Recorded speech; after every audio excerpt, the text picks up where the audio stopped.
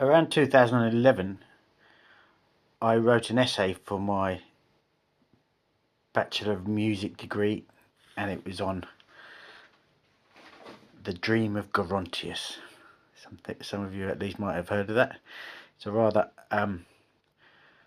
unusual sort of point of death poem about the ascension to heaven of this guy who's died. There's a very strong Miltonian hint to it, the Milton sort of Paradise Lost, bit of Dante's Divine Comedy, and I wrote the entire essay using anagrams of the title. Something drove me to just do that.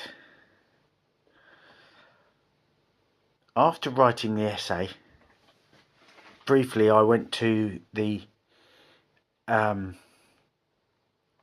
Royal Engineers Museum in Chatham, and they allowed me to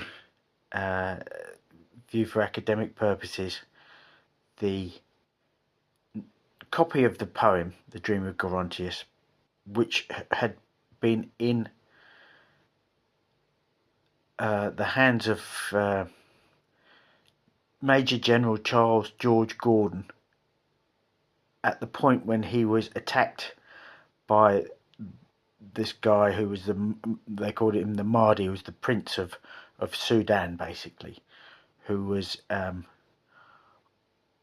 Islamic, and Gordon was executed. So there's a very moving emotional experience singing Gerontius for the first time. If you don't know the piece, there's very little point in you listening to this until you've actually gone away and really enjoyed the piece. If you like that sort of thing, there are key moments in the piece which are incredibly important to anybody singing them particularly. And if you're a bass singer, you just, one of the foremost choral pieces of our time still being sung, the bassists seem to love it beyond anything, because there is something called the demon chorus in the piece. I was deeply intrigued by this poem, deeply intrigued by the whole history of the poem, deeply intrigued always by the Royal Engineers. With the same choir that I sang The Dream of